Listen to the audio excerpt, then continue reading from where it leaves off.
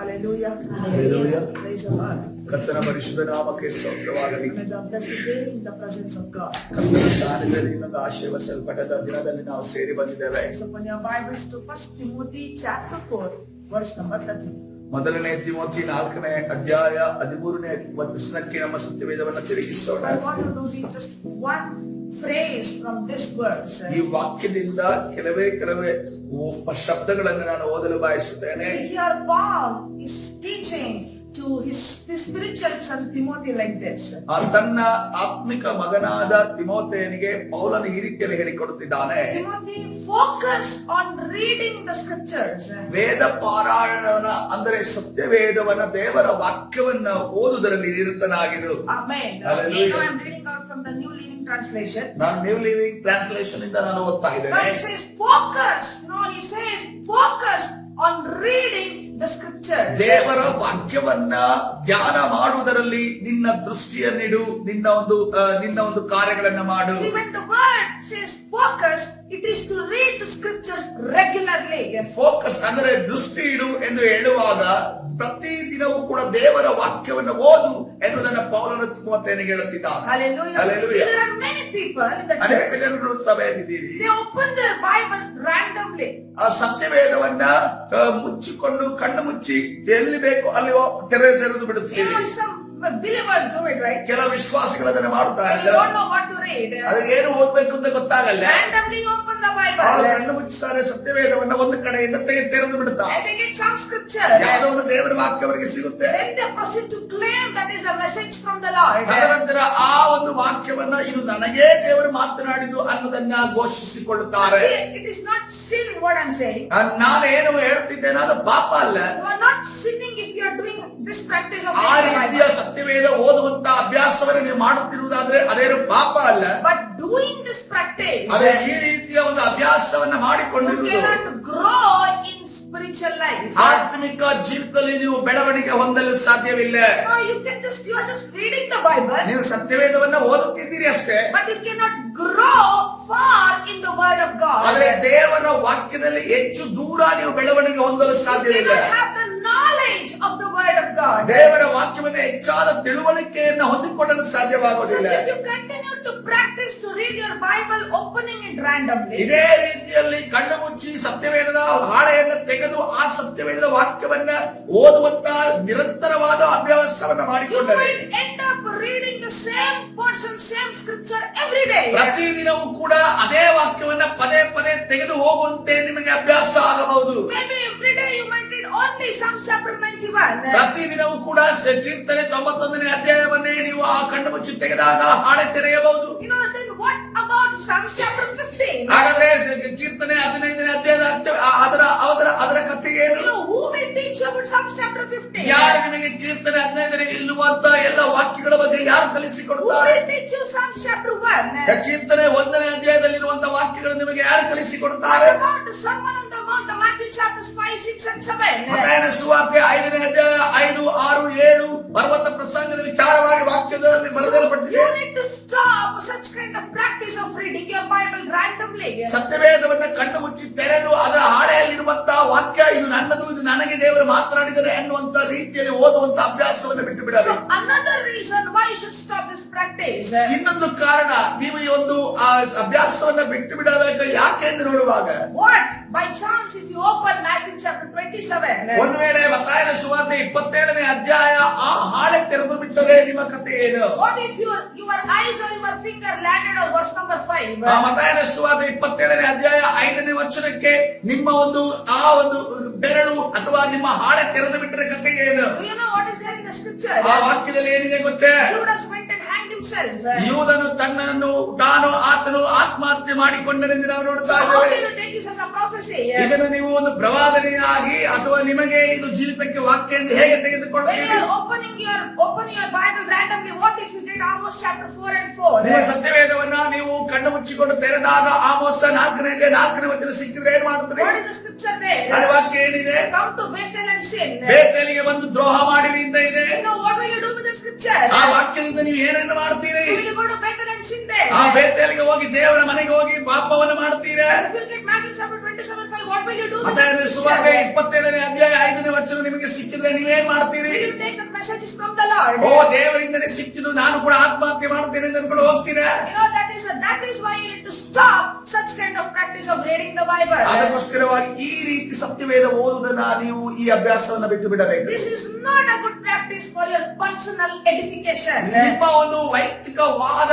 ಒಂದು ಮಾರ್ಪಾಟಿಗೆ ಬದಲಾವಣೆಗೆ ಬೇಕಾದ ಒಂದು ಅಭ್ಯಾಸ ಒಳ್ಳೆಯದಲ್ಲ. You know, sometimes it might have helped you in your life. ಕೆಲವು ಬಾರಿ ನೋಡುವಾಗ ಯಾವುದೋ ಒಂದು ಸಂದರ್ಭದಲ್ಲಿ ನಿಮಗೆ ಆ ಒಂದು ರೀತಿಯಲ್ಲಿ ಓದಿದಂತ ಒಂದು ವಿಧಾನ ಅದು ನಿಮಗೆ ಸಹಾಯ ಮಾಡಿರಬಹುದು. Even in our life, maybe great men of God, women of God, in their very difficult time, they might have got any scripture randomly from the ನಮ್ಮ Lord. ಜೀವಿತದಲ್ಲಿ ನಮ್ಮ ಜೀವಿತದಲ್ಲಿ ಕೂಡ ಅನೇಕ ದೇವರ ಮನುಷ್ಯರು ಅನೇಕ ದೇವರ ಸ್ತ್ರೀಯರು ಅವರು ಓದುವಂತಹ ಸಂದರ್ಭದಲ್ಲಿ ಸತ್ಯವೇದನ ತೆರೆದ ಕೂಡಲೇ ಆ ವಾಕ್ಯ ಅವರಿಗೆ ಸಿಕ್ಕಿ ಸಮಾಧಾನ ಹೊಂದಿದ್ದುಂಟು. You know, that means that will not happen every day in our ಆದರೆ life. ಪ್ರತಿದಿನವೂ ಕೂಡ ಇದೇ ರೀತಿ ನಡೆಯೋದಿಲ್ಲ. You know, once in a life or twice in a life, it might happen.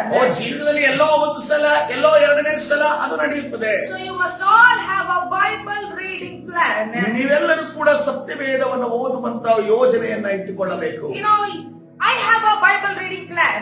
ನನ್ನಲ್ಲಿ ಒಂದು ಆ ಸತ್ಯವೇದ ಓದುವಂತ ಯೋಜನೆ ಇದೆ. If you don't have your own Bible reading plan, ನಿಮ್ಮ ವೈಯಕ್ತಿಕವಾದ ಸತ್ಯವೇದ ಓದುವಂತ ಯೋಜನೆ ನಿಮ್ಮಲ್ಲಿ ಇಲ್ಲ ಎನ್ನುವುದಾದ್ರೆ, you all have the calendars at home, right? ನಿಮ್ಮ ಮನೆಯಲ್ಲಿ ಕ್ಯಾಲೆಂಡರ್ ಇದೆಯಲ್ಲ, On the calendar itself, you have the Bible reading plan. Calendar ಅಲ್ಲೇ ಅಲ್ಲಿ ಸತ್ಯವೇದ ಓದುವಂತ ಒಂದು ಪ್ಲಾನ್ ಗಳನ್ನ ಯೋಜನೆಗಳನ್ನ If ಬರೆಯಲ್ಪಟ್ಟಿದೆ. you follow it regularly, ನೀವು ನಿರಂತರವಾಗಿ ಪ್ರತಿದಿನವೂ ಕೂಡ ಅದನ್ನ ಹಿಂಬಾಲಿಸೋದಾದ್ರೆ 1 year you can complete the whole Bible. ಒಂದು ವರ್ಷದಲ್ಲಿ ನೀವು ಸತ್ಯವೇದವನ್ನ ಮುಗಿಸಿ ಬಿಡುತ್ತೀರಿ. See, we should have our own Bible reading plan. ಸತ್ಯವೇದವನ್ನು ಓದುವಂತ ಒಂದು ನಿಮ್ಮ ವೈಯಕ್ತಿಕವಾದ ಯೋಜನೆ Because ನಿಮಗಿರಬೇಕು. if you ask me what changed your life, ನಿಮ್ಮನ್ನ ಬದಲಾಯಿಸಿದ ಏನೆಂದು ನೀವು ನನ್ನ ಬಳಿ ಕೇಳುವುದಾದ್ರೆ, I will tell you it is the word of God. ನಾನು ಹೇಳ್ತೇನೆ ದೇವರ ವಾಕ್ಯವೇ ನಮ್ಮನ್ನ ಬದಲಾಯಿಸಿತು.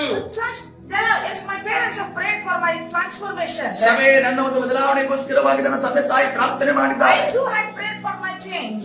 ನಾನು ಕೂಡ ನನ್ನ ಬದಲಾವಣೆಗೋಸ್ಕರ ಪ್ರಾರ್ಥನೆ ಮಾಡಿದ್ದೇನೆ. But the most thing that important thing that changed my life was the word of God. ಪ್ರಾಮುಖ್ಯವಾದ ಮತ್ತು ಯಾವುದು ನನ್ನ ಜೀವಿತವನ್ನ ಬದಲಾವಣೆ ಮಾಡಿದೆ ಎಂದು ನೋಡುವಾಗ ಅದು ದೇವರ ವಾಕ್ಯ ಎಂದು ನಾವು The ನೋಡುತ್ತೇವೆ. Bible says, ಸತ್ಯವೇದ ಈ ರೀತಿಯಲ್ಲಿ man shall not live by bread alone, ಮನುಷ್ಯರು ರೊಟ್ಟಿ ತಿಂದ ಮಾತ್ರದಿಂದ ಬದುಕುವುದಿಲ್ಲ ಅನ್ನೋದನ್ನ ಸತ್ಯವೇದ ಹೇಳ್ತಾ but ಇದೆ. by every word that proceeds out of the mouth of God. ಹಾಗಾದ್ರೆ ಮನುಷ್ಯನು ಹೇಗೆ ಬದುಕುತ್ತಾನೆ? ದೇವರ ಬಾಯಿಂದ ಹೊರಟಂತ ಒಂದೊಂದು ಮಾತಿನಿಂದಲೂ ಅವನು ಬದುಕುವವನಾಗಿದ್ದಾನೆ. You know what Peter says, who was a fisherman one day? ಓ ಪೇತ್ರನು ಒಂದು ದಿವಸ ಬೆಸ್ತನಾಗಿದ್ದಂತಹ ವ್ಯಕ್ತಿ ಏನ್ ಹೇಳ್ತಾನೆ ಗೊತ್ತೇ? 1 Peter chapter 2 verse number 2. ಮೊದಲನೇ ಪೇತ್ರ 2ನೇ ಅಧ್ಯಾಯ 2ನೇ ವಚನ.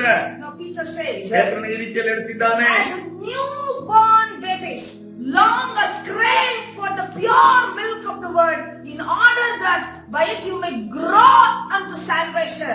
ಎಲ್ಲಾ ತರದ ನಿಂದೆಯನ್ನು ವಿಸರ್ಜಿಸಿ ಹಸು ಮಕ್ಕಳಂತೆ ಪಾರಮಾರ್ಥಿಕವಾದ ಶುದ್ಧ ಹಾಲವನ್ನು ಬಯಸಿರಿ, ಅದರಿಂದ ಬೆಳೆಯುತ್ತಾ ರಕ್ಷಣೆ ಹೊಂದುವಿರಿ. Hallelujah. Hallelujah. How often a baby craves for the milk in a day?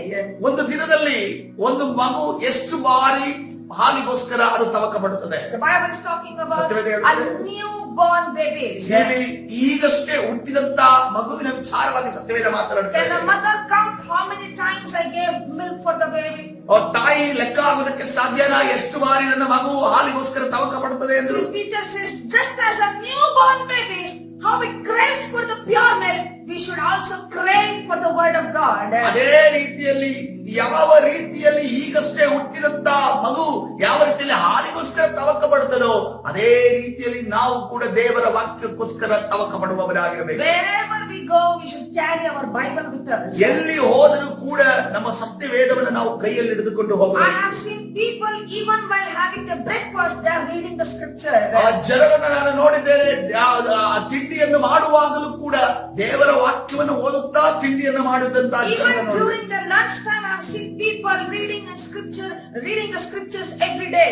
ಊಟ ಮಾಡುವಂತ ಸಂದರ್ಭದಲ್ಲಿ ಕೂಡ ದೇವರ ವಾಕ್ಯವನ್ನು ಓದಿಕೊಂಡೇ ಊಟ ಮಾಡಿದವರನ್ನು ನಾನು ನೋಡಿದ್ದೇನೆ. Church, during my college, I was so crazy for the word of God. ನನ್ನ ಕಾಲೇಜಿನ ದಿನಗಳಲ್ಲಿ ನಾನು ಈ ದೇವರ ವಾಕ್ಯಕ್ಕೋಸ್ಕರವಾಗಿ ಹುಚ್ಚರ ರೀತಿಯಲ್ಲಿ ಆಗಿದ್ದೆ. I've told you this many times. ಅನೇಕ ಬಾರಿ ನಾನು ನಿಮಗೆ ಹೇಳಿದ್ದೇನೆ. I used to carry a small English Bible with me even to my classes. ನನ್ನ ಕ್ಲಾಸ್ಗಳಿಗೂ ಕೂಡ ನಾನು ಚಿಕ್ಕ ಒಂದು ಸತ್ಯವೇದವನ್ನು ತೆಗೆದುಕೊಂಡು ಹೋಗ್ತಾ You know, ಇದ್ದೆ.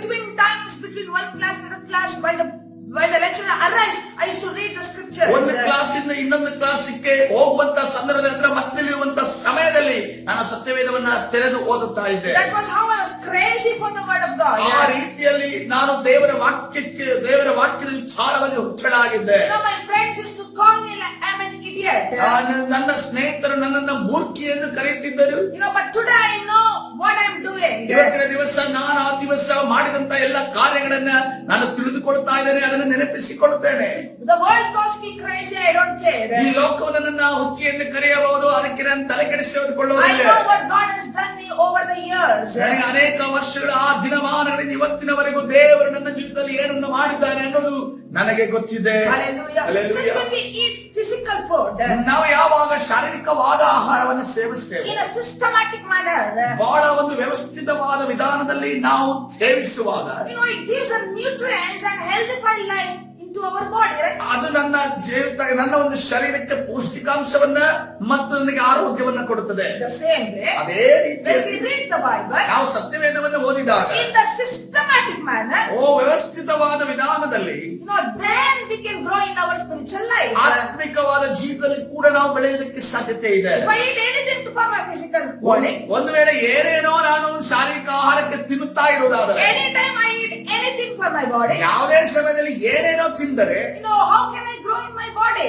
ನನ್ನ ಶರೀರದಲ್ಲಿ ನಾನು ಬೆಳೆಯುವುದಕ್ಕೆ ಹೇಗೆ How ಸಾಧ್ಯ? can I receive nutrients into my body? ನನ್ನ ಶರೀರಕ್ಕೆ ಪೌಷ್ಟಿಕಾಂಶಗಳನ್ನು ನಾನು ಹೊಂದಿಕೊಳ್ಳುವುದಕ್ಕೆ ಹೇಗೆ ಸಾಧ್ಯ? How can it bring a healthy life? ನನ್ನ ಜೀವಿತದಲ್ಲಿ ಒಂದು ಆರೋಗ್ಯವನ್ನು ನಾನು ತಂದುಕೊಡುವುದಕ್ಕೆ ಹೇಗೆ ಸಾಧ್ಯ? When I eat in a systematic manner, ನಾನು ಯಾವಾಗ ವ್ಯವಸ್ಥಿತವಾದ ವಿಧಾನದ ಪೂರಕವಾಗಿ ನಾನು ಆಹಾರವನ್ನು I ಸೇವಿಸಿದಾಗ can go quickly. It will bring health into my body. ಅದು ನನ್ನ ಶರೀರಕ್ಕೆ ಆರೋಗ್ಯವನ್ನು ಮತ್ತು ನಾನು ಬೆಳೆಯುವುದಕ್ಕೆ ಸಾಧ್ಯವಾಗುತ್ತದೆ. In the same manner, ಅದೇ ಒಂದು when you ರೀತಿಯಲ್ಲಿ read the Bible in a systematic manner, ಸತ್ಯವೇದವನ್ನ ನಾವು ವ್ಯವಸ್ಥಿತವಾದ ಕ್ರಮಬದ್ಧವಾದ ವಿಧಾನದಲ್ಲಿ ಓದುವಾಗ we can grow spiritually in a good manner.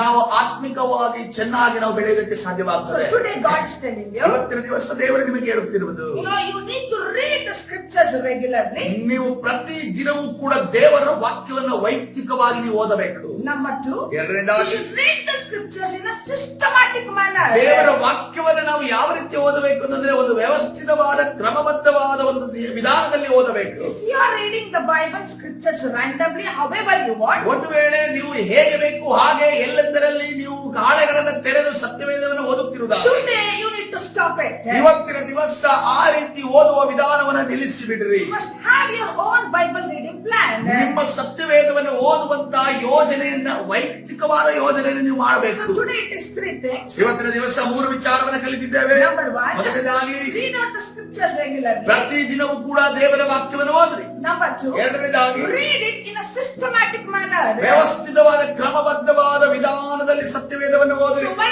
number 3, ಮೂರನೇದಾಗಿ while you are reading your Bible, ನಿಮ್ಮ ಸತ್ಯವೇದವನ್ನು ನೀವು ಓದುವಾಗ when you are reading any chapter from the Bible, ಯಾವುದೇ ಅಧ್ಯಾಯವನ್ನು ಸತ್ಯವೇದದಿಂದ ಓದ್ರಿ. you need to ask the following 3 questions to yourself.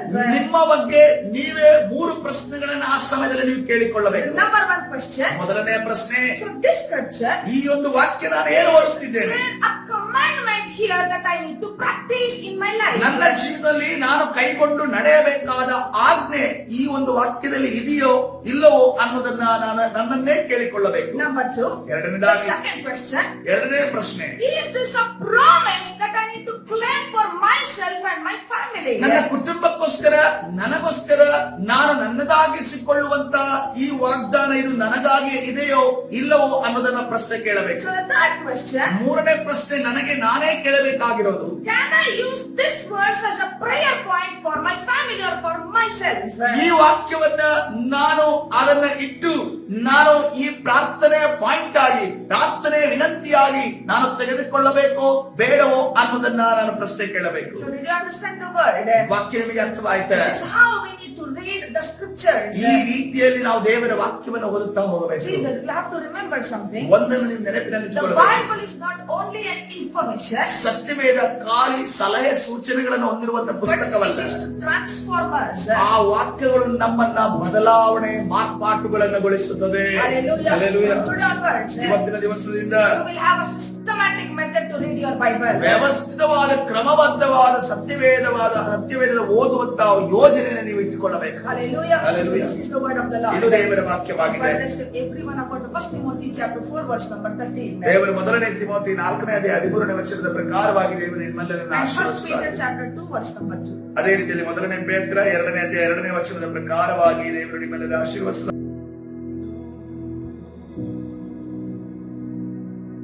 ಈ ಸಮಯದಲ್ಲಿ ಪ್ರಾರ್ಥನೆ ಮಾಡಿಕೊಳ್ಳೋಣ. ಪರಿಶುದ್ಧನಾದ ದೇವರೇ, ನಿನ್ನ ನಾಮಕ್ಕೆ ಸ್ತೋತ್ರ. ಹೌದು ಸ್ವಾಮಿ, ಕರ್ತನೇ, ನಿನ್ನ ಅಮೂಲ್ಯವಾದ ಬಾಯಿಯಿಂದ ಹೊರಟಂತ ಕರ್ತನೇ ರಾಜ, ಆ ಒಂದು ಕರ್ತನೇ ರಾಜ, ಜೇನು ತುಪ್ಪಕ್ಕಿಂತ ಸಿಹಿಯಾಗಿರುವಂತ ನಿನ್ನ ವಾಕ್ಯವನ್ನ ಓದುವುದಕ್ಕೆ ಕೃಪೆ ಕೊಟ್ಟಿದೆಯಲ್ಲ, ಅದಕ್ಕಾಗಿ ನಿನಗೆ ಸ್ತೋತ್ರ ಯೇಸಪ್ಪ.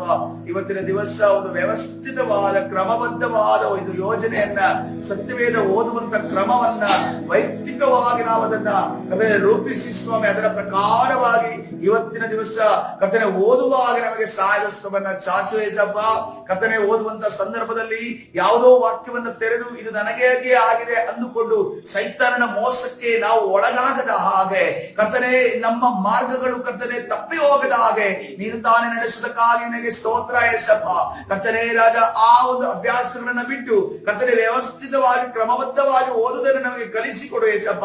ಇವತ್ತಿನ ದಿವಸದಿಂದ ವಾಕ್ಯವನ್ನ ಕರ್ತನೆ ಪರಿಶೋಧಿಸುವ ಹಾಗೆ, ವಾಕ್ಯವನ್ನ ಕರ್ತನೆ ಅರ್ಥೈಸಿಕೊಳ್ಳುವ ಹಾಗೆ, ವಾಕ್ಯವನ್ನ ನಮ್ಮ ಕೈಗೊಂಡು ನಡೆಯುವ ಹಾಗೆ ಸಹಾಯದಸ್ತವನ್ನ ಚಾಚು. ವಿರೋಧವಾಗಿ ಕಾರ್ಯ ಮಾಡುವಂತ, ನಮ್ಮನ್ನ ವಾಕ್ಯ ಓದುವ ಸಂದರ್ಭದಲ್ಲಿ ಗಲಿಬಿಲಿಗೊಳಿಸುವಂತ, ವಾಕ್ಯ ಓದುವಂತ ಸಂದರ್ಭದಲ್ಲಿ ನಿದ್ದೆ ಬರಿಸುವಂತ ಎಲ್ಲಾ ಸೈತಾನ್ನ ಕಾರ್ಯಗಳನ್ನ ನಜರೇತಿನ ಯೇಸುವಿನ ನಾಮದಲ್ಲಿ ಬಂಧಿಸಿ ಮುರಿದಾಗ್ತಾ ಇದೆ. ಬಿಡುಗಡೆ ಉಂಟು ಮಾಡಿ ನಿನ್ನ ತಾನೇ ನಡೆಸು. ಕರ್ತನಾದ ಯೇಸು ಸ್ವಾಮಿ ಸಭೆ ಪ್ರಾರ್ಥಿಸುವಂತೆ ಕೊಡ್ತೇನೆ ಜೀವವುಳ್ಳ ತಂದೆ. ಆಮೆನ್.